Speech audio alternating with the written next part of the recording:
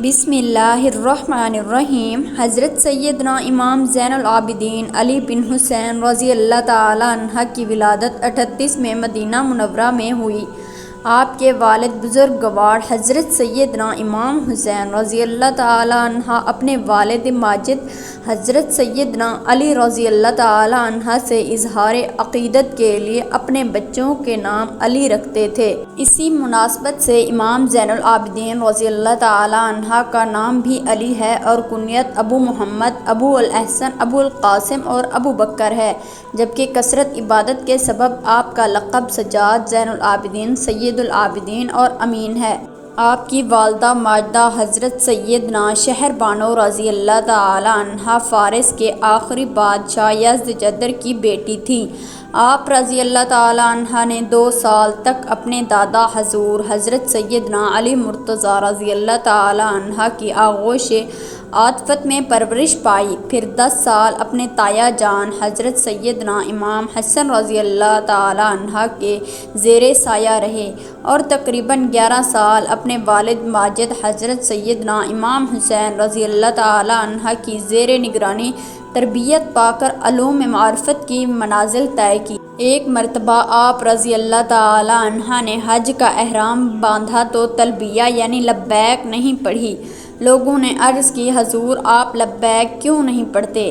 آپ دیدہ ہو کر ارشاد فرمایا، مجھے ڈر لگتا ہے کہ میں لبیک کہوں اور اللہ عز و جل کی طرف سے لبیک کی آواز نہ آ جائے، یعنی میں تو یہ کہوں کہ اے میرے مالک، میں بار بار تیرے دربار میں حاضر ہوں اور ادھر سے یہ آواز نہ آ جائے کہ نہیں نہیں، تیری حاضری قبول نہیں۔ لوگوں نے کہا کہ حضور پھر لبیک کہیں بغیر آپ کا احرام کیسے ہوگا؟ یہ سن کر آپ رضی اللہ تعالی عنہ نے بلند آواز سے لبیک اللہم لبیک لا شریک لک لبیک ان الحمد والنعمت والملک لا شریک لک پڑھا، لیکن ایک دم خوف خدا عز و جل سے لرز کر اونٹ کی پشت سے زمین پر گر پڑے اور بے ہوش ہو گئے۔ جب ہوش میں آتے تو لبیک پڑھتے اور پھر بے ہوش ہو جاتے۔ اسی حالت میں آپ رضی اللہ تعالی عنہ نے حج ادا کیا۔ خانہ کعبہ اللہ کی زیارت کے لیے فرزندان توحید کا قافلہ مکہ مکرمہ کی جانب روانہ ہوا تو پہلے رسول صلی اللہ علیہ وآلہ وسلم کی زیارت کے لیے مدینہ منورہ پہنچا۔ مدینہ طیبہ میں چند روز قیام کے بعد مکہ مکرمہ کی جانب روانہ ہو گیا۔ راہ میں جب قافلہ ایک منزل پر رکا تو ایک آشنا شخص قافلے سے ملحق ہوا۔ دوران گفتگو کیا دیکھا کہ ایک نیک اور صالح انسان لوگوں کی خدمت میں مصروف ہے، جیسے وہ پہچان گیا۔ قافلے والوں سے پوچھا، جانتے ہو یہ شخص کون ہے جو تم لوگوں کی اتنی خدمت کر رہا ہے؟ تو قافلے والوں نے کہا، ہم نہیں جانتے کہ یہ شخص کون ہے۔ یہ شخص مدینہ منورہ سے ہم لوگوں کا شریک سفر ہو گیا تو اس نے جواب دیا کہ ہاں، اگر جانتے ہوتے تو ایسی جسارت نہ کرتے۔ یہ سننا تھا کہ قافلے والے بے چین ہو گئے اور پوچھا، تو یہ شخص کون ہے؟ جواب دیا کہ یہ حضرت زین العابدین امام علی بن حسین بن علی بن ابو طالب علیہ السلام ہیں۔ یہ سننا تھا کہ سب لوگ گھبرا کر امام زین العابدین علیہ السلام کی خدمت میں پہنچے اور گلہ کرتے ہوئے عرض کیا کہ آپ نے یہ کیا کیا؟ کہیں خدا نخواستہ ہم سے کوئی گستاخی ہو جاتی اور ہم گناہ کبیرہ کے مرتکب ہو جاتے۔ تو امام سجاد علیہ السلام نے فرمایا، چونکہ تم لوگ مجھے نہیں پہچانتے تھے لہٰذا میں عمدہ تمہارے قافلے میں شریک ہوا، کیونکہ جو لوگ مجھے پہچانتے ہیں وہ رسول صلی اللہ علیہ وآلہ وسلم سے نسبت کے سبب ہمیں کوئی کام کرنے نہیں دیتے، جبکہ میں چاہتا ہوں کہ اپنے رفقائے سفر کی خدمت کروں۔ حضرت امام محمد باقر علیہ السلام سے روایت ہے کہ آپ کے والد ماجد حضرت زین العابدین علیہ السلام زیارت خانہ خدا کے لیے مکہ معظمہ تشریف لے گئے۔ وہاں ایک عام گھرانے سے تعلق رکھنے والی مومنہ خاتون سے رشتہ بھیجا اور اس مومنہ سے شادی بھی کر لی۔ جب اس کی شادی کی خبر آپ کے ایک ساتھی کو ہوئی تو اسے بہت تعجب ہوا اور اس نے جستجو کی کہ آخر یہ خاتون کون ہے، تو تو پتہ چلا کہ وہ خاتون ایک ایسے گھرانے سے تعلق رکھتی ہے جس کے پاس نہ دولت ہے اور نہ ہی شہرت اور نہ ہی کوئی سماجی حیثیت۔ لہٰذا وہ امام علیہ السلام کی خدمت میں حاضر ہوا اور عرض کیا کہ فرزند رسول، یہ آپ علیہ السلام نے کیا کیا؟ کیونکہ ایک ایسے گھرانے میں شادی کی جن کے پاس نہ دولت ہے اور نہ ہی شہرت، اور لوگ بھی آپ علیہ السلام کے اس اقدام سے حیرت زدہ ہیں۔ امام سجاد علیہ السلام نے فرمایا، مجھے گمان تھا کہ تم نیک خیالات اور نیک سیرت انسان ہو۔ خداوند عالم نے ایسے پشت افکار اور معیار کو باطل قرار دیا ہے، ایسی تنقید اور افکار نظریات کی مذمت کی ہے۔ کربلا کے دلخراش سانحے کے بعد جناب مختار رضوان اللہ علیہ السلام نے قیام کیا تاکہ امام حسین علیہ السلام کے قاتلوں کو واصل جہنم کر سکیں۔ ان کے لشکر کے کمانڈر جناب ابراہیم بن مالک اشتر نے عبید اللہ بن زیاد ملعون کو گرفتار کر کے قتل کیا اور اس ملعون کا سر جناب مختار کی خدمت میں بھیج دیا، جیسے جناب مختار نے مدینہ منورہ میں امام زین العابدین اور جناب محمد حنفیہ رضوان اللہ تعالیٰ کے پاس بھیج دیا۔ امام زین العابدین علیہ السلام دسترخوان پر تشریف فرما تھے کہ عبید اللہ بن زیاد ملعون کا سر آپ کی خدمت میں پیش کیا گیا۔ جیسے دیکھتے ہی امام سجاد علیہ السلام نے فرمایا کہ جب ہمیں اسیر کر کے اس ملعون عبید اللہ بن زیاد کے دربار میں حاضر کیا گیا تو اس وقت یہ اپنے ساتھیوں کے ساتھ دسترخوان پر بیٹھا تھا اور میرے بابا کا سر مبارک اس کے سامنے تھا۔ میں نے اسی وقت دعا کی تھی کہ خدایا مجھے دنیا سے جانے سے پہلے اس ملعون کا کٹا ہوا سر دکھا دے۔ خدا کا شکر کہ اس نے میری دعا کو قبول کر لیا۔ اس کے بعد ملعون کے سر کو وہاں سے دور کرا دیا اور اپنے سر کو سجدہ معبود میں رکھ دیا اور فرمایا، حمد ہے اس خدا کی جس نے میری دعا کو قبول کیا اور ہمارے خون ناحق کا دشمن سے بدلہ لیا۔ نیز فرمایا، خداوند عالم مختار کو بہترین انعام اور جزائے خیر عطا فرمائے۔ کربلا کے 35 سال بعد حضرت زین العابدین کو زہر دے کر کیوں مار دیا گیا؟ حضرت زین العابدین کے جنہیں امام سجاد بھی کہا جاتا ہے، وہ 10 محرم 61 ہجری میں کربلا کے میدان میں موجود تھے، لیکن بہت زیادہ بیمار ہونے کی وجہ سے وہ اس جنگ میں حصہ نہ لے سکے۔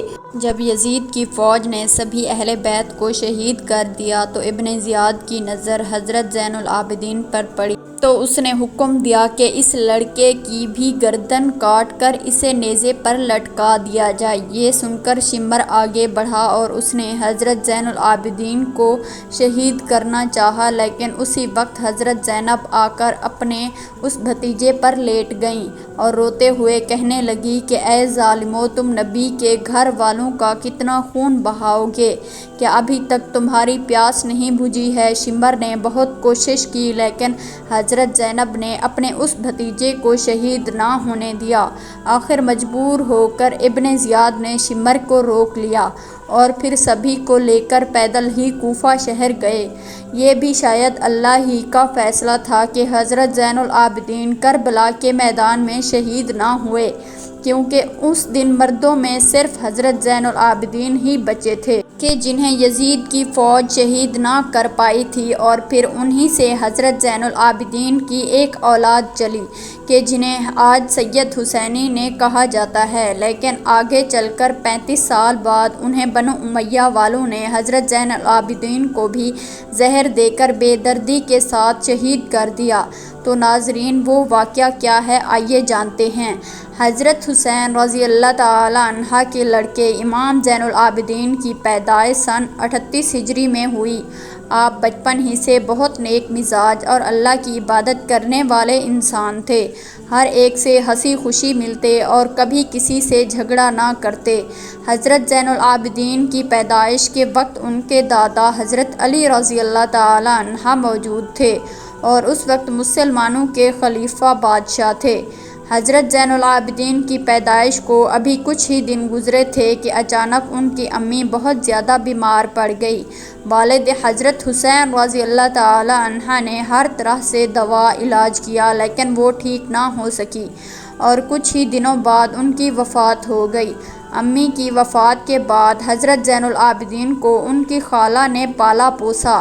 جب ان کی عمر 2 سال ہوئی تو تاریخ کا وہ دردناک واقعہ بھی پیش آیا کہ آپ کے دادا حضرت علی رضی اللہ تعالی عنہ کو ایک ظالم انسان نے چاقو سے وار کر کے فجر کی نماز میں شہید کر دیا۔ دھیرے دھیرے وقت گزرتا گیا اور حضرت زین العابدین بڑے ہو گئے۔ آپ بہت زیادہ نیک تھے۔ جب بھی نماز کا وقت ہوتا، آپ وضو کرنے کے لیے پانی لے کر بیٹھتے تو چہرے کا رنگ بدل جاتا، جسم کانپنے لگتا۔ ایک دن گھر والوں میں سے کسی نے پوچھ ہی لیا کہ آپ کی نماز پڑھنے سے پہلے ایک حالت کیوں ہو جاتی ہے؟ تو حضرت زین العابدین نے جواب دیا کہ اللہ کے سامنے کھڑے ہوتے ہوئے مجھے خوف محسوس ہوتا ہے۔ اس وجہ سے میرے چہرے کا رنگ بدل جاتا ہے۔ وہ جب بھی نماز کی نیت باندھتے تو اکثر 2 رکعت میں صبح ہو جاتی۔ ساری رات قرآن کی آیتیں پڑھ پڑھ کر روتے رہتے۔ حضرت زین العابدین اتنے زیادہ سجدے کرتے تھے کہ آپ کا نام بھی سجاد رکھ دیا گیا، کیونکہ عربی میں سجاد کے معنی ہوتے ہیں بہت زیادہ اللہ کو سجدے کرنے والا انسان۔ ایک بار بازار میں کسی جاہل انسان نے حضرت زین العابدین کو برا بھلا کہنا شروع کر دیا، لیکن آپ نے اس انسان پر کوئی دھیان نہیں دیا بلکہ خاموش ہو کر وہاں سے جانے لگے۔ تو وہ انسان غصے میں کہنے لگا کہ اے سجاد بن حسین، میں آپ کو برا بھلا کہہ رہا ہوں اور آپ مجھے کوئی جواب کیوں نہیں دیتے؟ تو حضرت زین العابدین نے کہا کہ میرے نانا پر جو کتاب نازل ہوئی ہے اس میں لکھا ہے کہ جب بھی تم سے کوئی جاہل بحث کرے تو تم اسے نظر انداز کر کے نکل جاؤ۔ ناظرین، جب حضرت زین العابدین کی شادی 57 ہجری میں انہی کے چچا حضرت حسن کی لڑکی حضرت فاطمہ رضی اللہ تعالی عنہا سے ہوئی، آگے چل کر آپ کے 11 لڑکے اور 4 لڑکیاں ہوئیں۔ آپ کے لڑکوں میں سب سے مشہور حضرت باقر اور حضرت زید شہید ہیں۔ 10 محرم 61 ہجری میں حضرت زین العابدین اپنے والد حضرت حسین کے ساتھ کربلا کے میدان میں گئے تھے، لیکن اس دن وہ اتنے زیادہ بیمار تھے کہ پورا دن بے ہوشی کی حالت میں رہے، اس لیے وہ اس جنگ میں شریک نہ ہو سکے۔